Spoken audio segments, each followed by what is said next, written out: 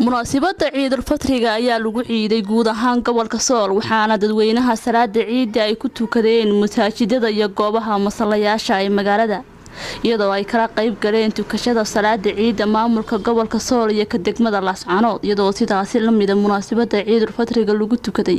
degmooyinka Xudun Taleex Sarmaayo Booc ama Warar Kalabaad iyo waliba magaalada Buuhoodle xarunta gobolka Cayn dadweynaha ayaa wajigooda waxa ka muuqatay farxad Munasibada ciida awgeed hadaba mikrofoonka dalka TV ayaan la dhex qaadnay dadweynaha ciiday waxayna dhaheen sida tan الله رب العالمين عيد وناكسن بينو لeenahay umada islaamka meel kasta adduunka ay ka joogan wadarkaysan magaalada Lascanood sida maanta looga ciida quruxda badan ciid alcaafiya ciideeda ilaahay nabad iyo bashbash iyo barwaaqa iyo walaalnimo iyo midnimo ahlaan dhammaan waxaan salaamaynaa umada muslimiinta meel kasta ay joogan gaar ahaan umada Soomaaliyeed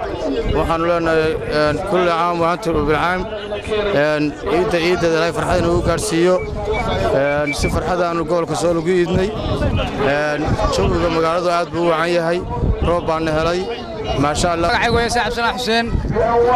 ciid mubaarak dhammaan muslimiinta caalamka Soomaalida waxaan leeyahay kullu caam wa antum bikhair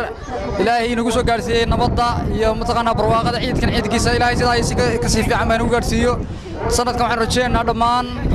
sanadkiisa ilaahay inuu gaarsiiyo bashbash iyo barwaaqo dhammaan muslimiinta gaar ahaan Soomaalida waxaan halkan hambalyo ugu dirayaa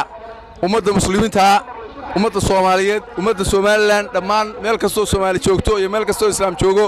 waxaan leeyahay kullu caam wa antum bikhair ilaahay ciidkeeda aynu gaarsiiyo barwaaqo bashbash baraare waxaan u hambaleynayaa madaxweynaha jamhuuriyadda Soomaaliland Musabbix Cabdiye golayaasha qaranka ee kala duwan waxaan u hambaleynayaa golaha deegaanka ee degmada Lascanood waxaan u hambaleynayaa guud ahaan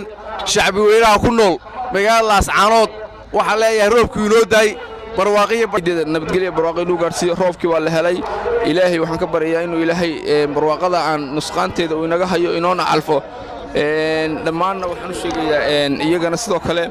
in madaxweynuhoodu salaamayo oo salaan u wada shacabka gobolka Sool aan salaan uga sidno dhammaantood salaam alaykum warahmatullahi Axmed Cabdi Mandeeq dalka TV Lascanood